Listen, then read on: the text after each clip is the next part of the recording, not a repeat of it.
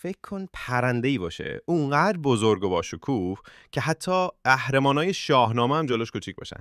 این پرنده سیمرغه. سیمرغ فقط یه پرنده افسانه‌ای نیست تو شاهنامه، نماد دانایی و نجاته.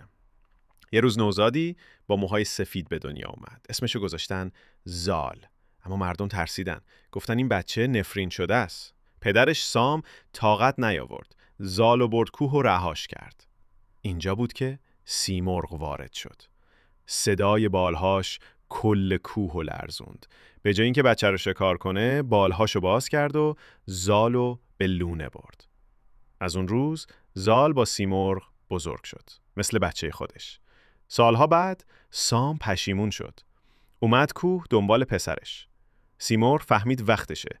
زال باید برگرده پیش آدما. یه پر طلایی به زال داد. گفت هر وقت به دردسر افتادی بسوزونش تا بیام. کوه و اون پر بعدها یکی از بزرگترین قهرمانهای ایران رو نجات داد. وقتی مادر رستم به سختی افتاد، زال پر رو سوزوند. سیمرغ دوباره اومد و با راهنماییش رستم به دنیا اومد.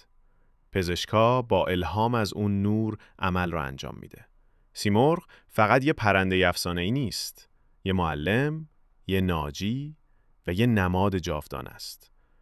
یاد میده که حتی وقتی همه رها میکنن، یه ناجی همیشه هست. یاد میده که دانایی بزرگتر از شمشیره و یادمون میاره که افسانه ها فقط قصه نیستن، یه جور امیدن. سیمرغ پرنده‌ای که همیشه وقتی ایران صداش زد جواب داد و شاید هنوزم جای اون بالا منتظر دوباره صداش کنیم.